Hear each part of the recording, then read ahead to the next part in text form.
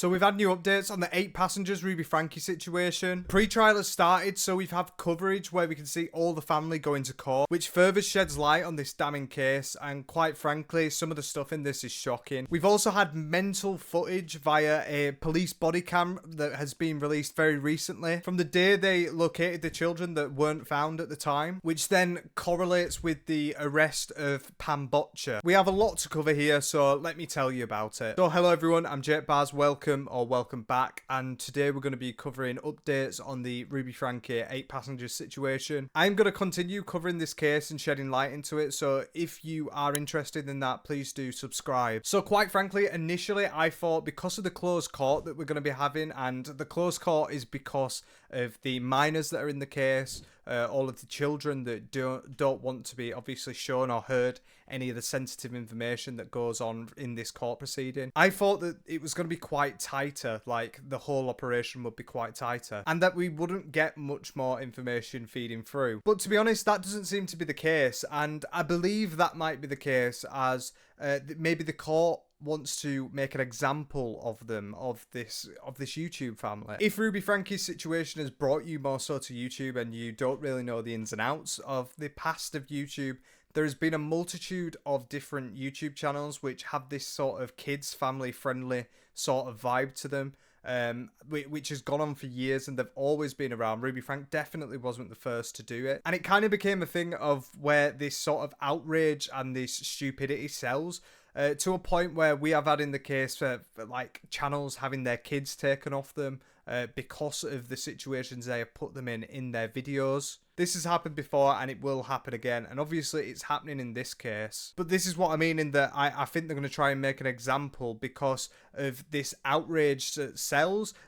They're going to make sure that other channels don't try and follow suit and go down that pathway. I can imagine Ruby Franke eventually getting a very long prison sentence, but we don't know yet. But I do think this is the reason why we keep having stuff that comes out on it, as the judge may just simply want to say this is not what we are going to allow people to do. Both of the videos that I'm going to show are sources from KUTV, so that just so you know that both these videos originate from them. So first, I'm going to be showing you this video which relays the first day of court action around this case.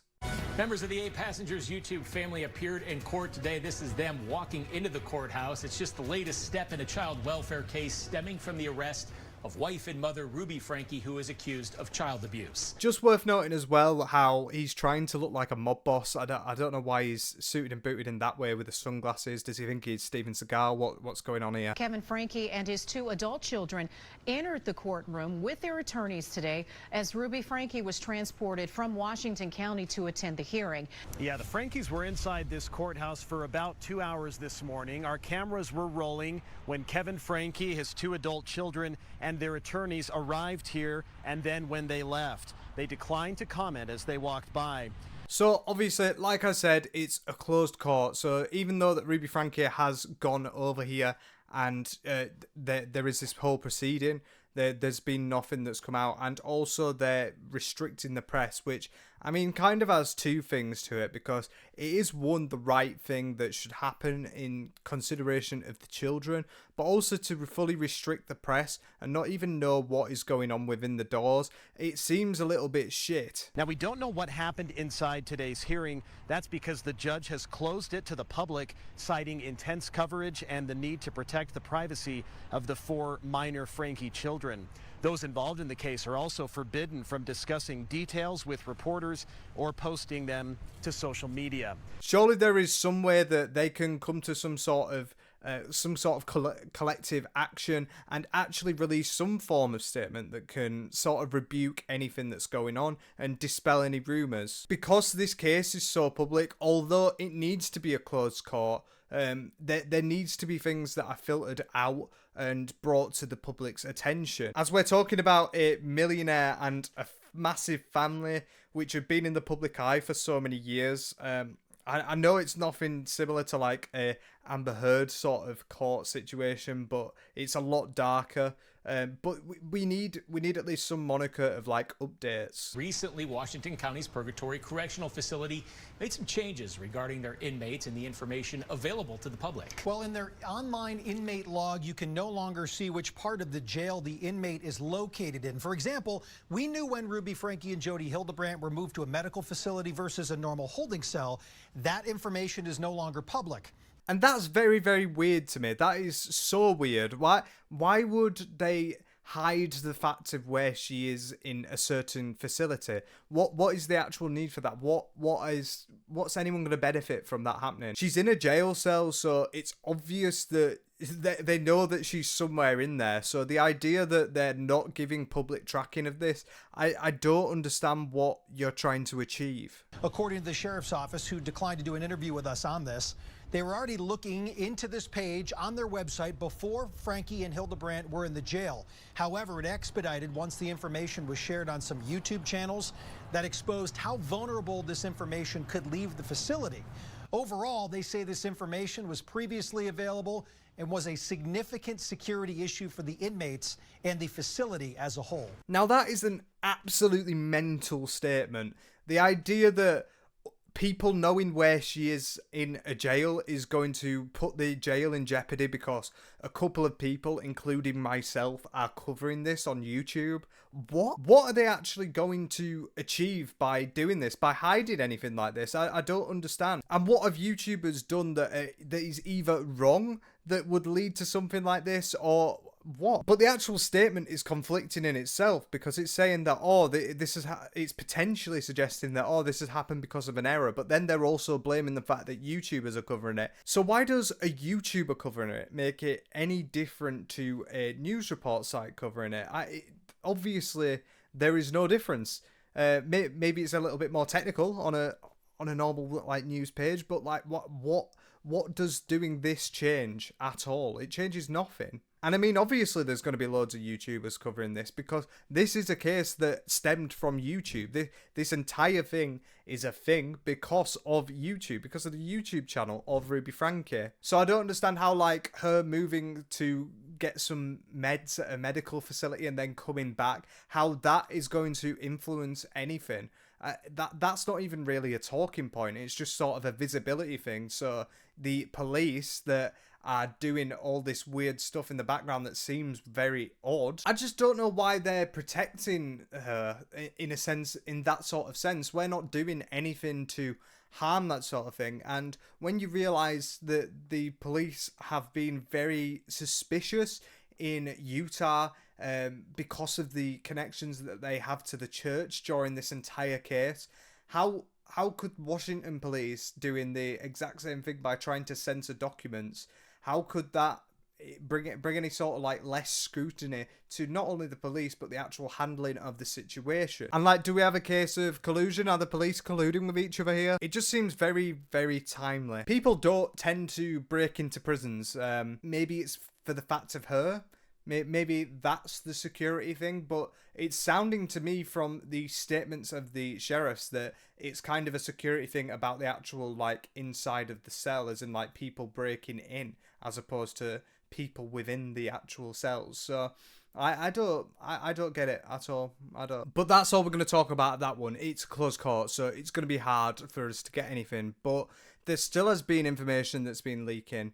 One of the things that I did know a couple of days ago that came out was a phone call between Shari and the police. And this was from last year, and it's just recently been released. And what this phone call does do is it explains that the kids had been left for 5 days. Hi, my name is Shari Franke. My 4 younger siblings are living in Springville, and my neighbors have been telling me that they have been left home alone for about 4 or 5 days. So obviously from this it's horrible, and once again it asks questions of what actually went on. Like, what was the resolution from this? Did anything happen? Because I mean, like, how has this been allowed? Like, how can she just leave the kids 5 days and nothing gets sorted about it? And I don't think anyone raised this at the time, or it's just really just I've just noticed it up until recently, but it really asks the questions of like, what is in place to ensure that this doesn't happen. We talked about this in my previous video, that the police seem to be very odd with the entire situation, and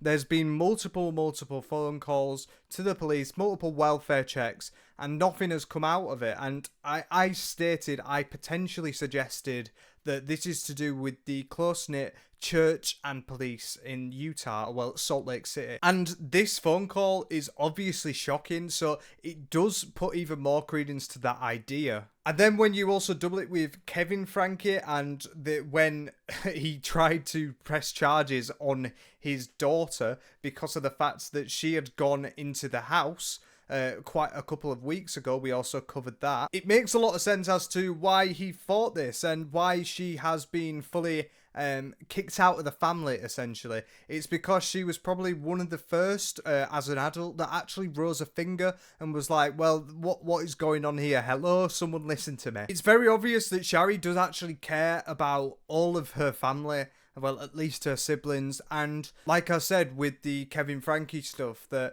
fact that he can have a phone call with the police and try and press charges that got dropped because all she's done is invade a private space, but something that she has been a part of.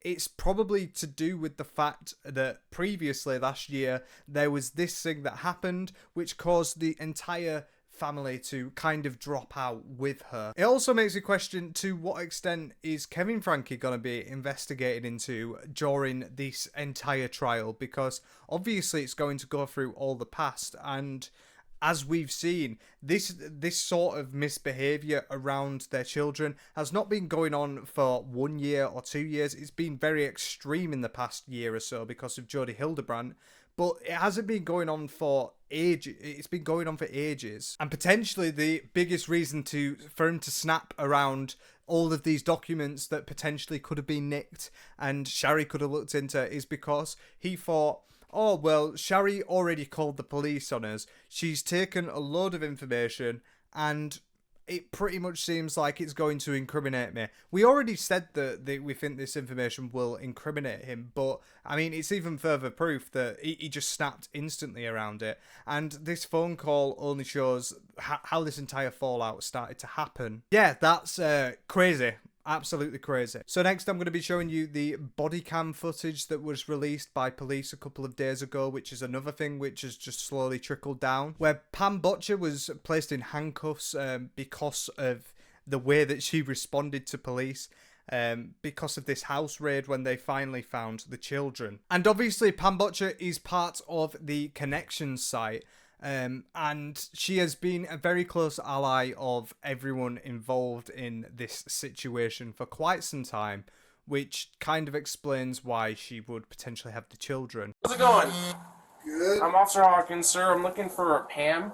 Is Pam in today? Yeah, that's my wife. Is your wife? She's here? Hi. Hello, Pam. How are you doing? Good. I'm Officer Hawkins, American Fork Police Department. Hi. So, we had a agency assist out of St. So as you can see, she seems quite startled, and it doesn't seem like she's enjoying the fact that the police are there, obviously. And this is for a welfare check, which, once again, fucking how many welfare checks are we going to have? But at least this one was a successful one. We're right now in the house. In the living room, right here. Okay, great.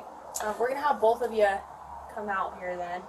If you can, just for a second. We just have to go over some stuff. You have a warrant? Yeah, we do.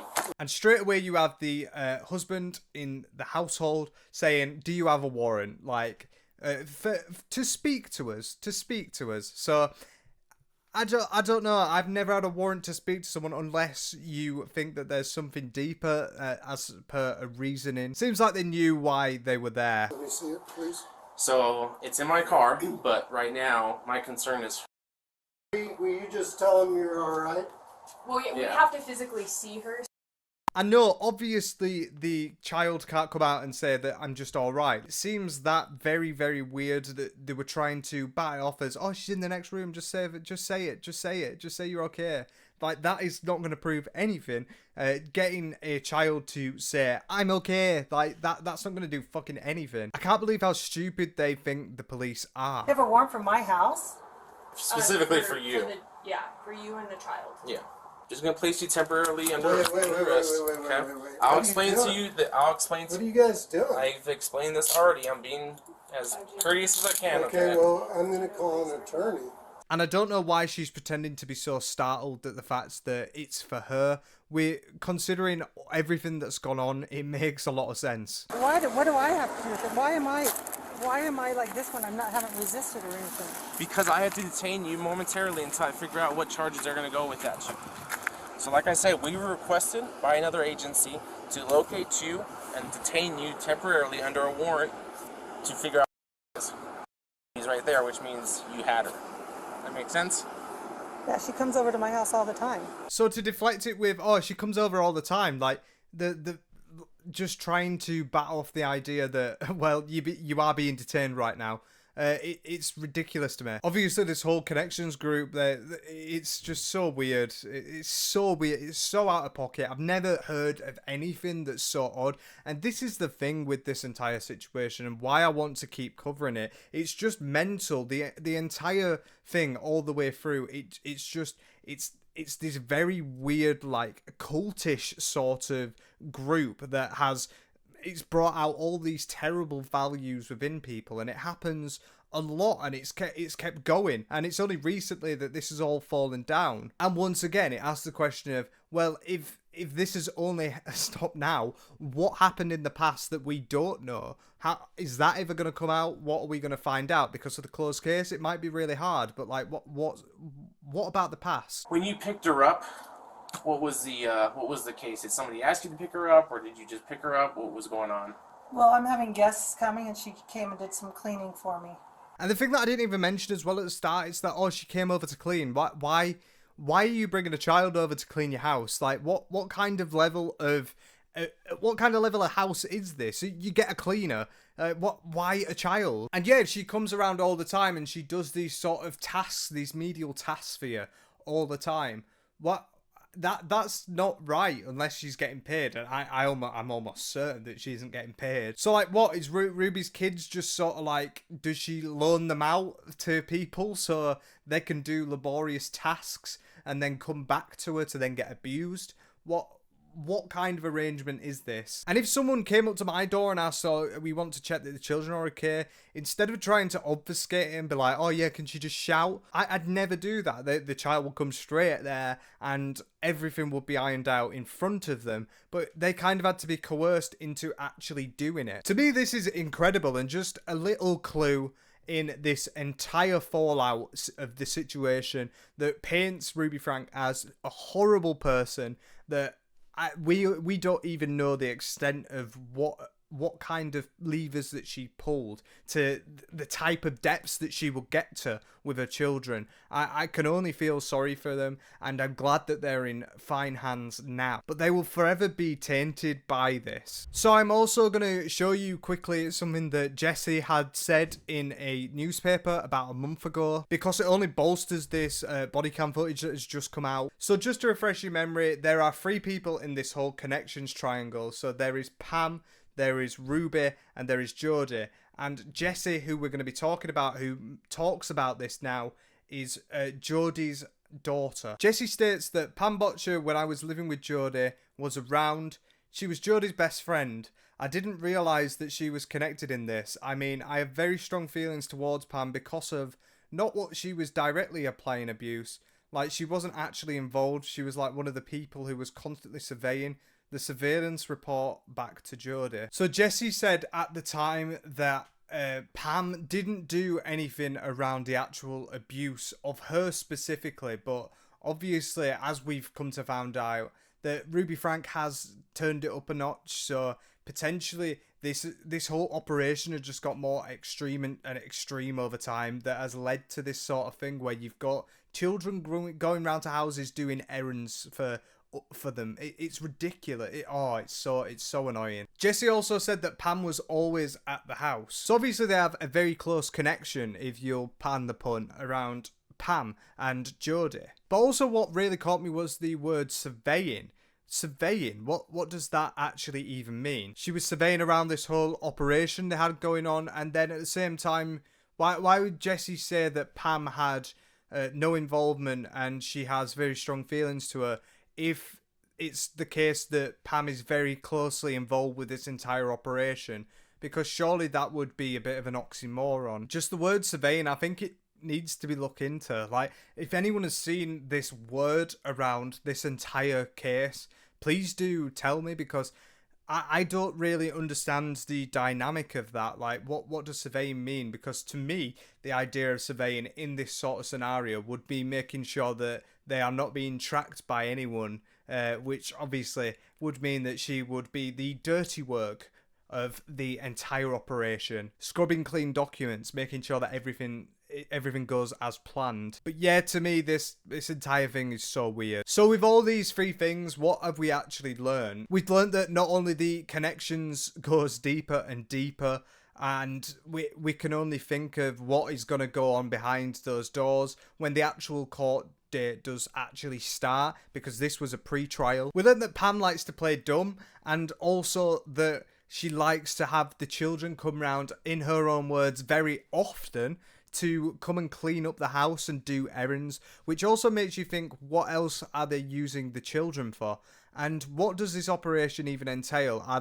Is this some sort of logistical planning where they have children come round in circles and do certain bits for them so they can just sit back and enjoy themselves under the moniker of, oh, this is our religion, when in fact this isn't just a religion, this is just wrong. Also, with Shari's phone call, we have learned that yet there is another instance of the police learning about a situation that's happening and then failing to act on that situation, which really does paint a bad picture for the police, considering their close church ties. Why on earth did this entire operation take so long to crumble? Why weren't there enough steps in place from the police to make sure that this happened? And is it potentially the idea that a stranger came out and did this phone call to the police, so someone that isn't connected within the family around this issue, which by that I mean the actual phone call to police, the one that actually led to the arrests? Is this the only reason that she is in prison, because they got found out in that way by someone that is outside of this close-knit group? We also learned once again that Kevin Franke, he does have a little bit more to hide, and I think only in time, as more stuff does get released. Like I said, there is going to be more stuff that does get released in time, but as it's a closed court, it's going to be less sensitive information, I believe. But what do you think about this? Do tell me in the comments. I love the discussion that people have in there, and I mean, it's a sick thing to cover this. It really does take it out of me, but hopefully we're getting closer and closer to some actual justice happening. I've been Jake Baz. I hope you have been informed, and I'll talk to you later. Take care.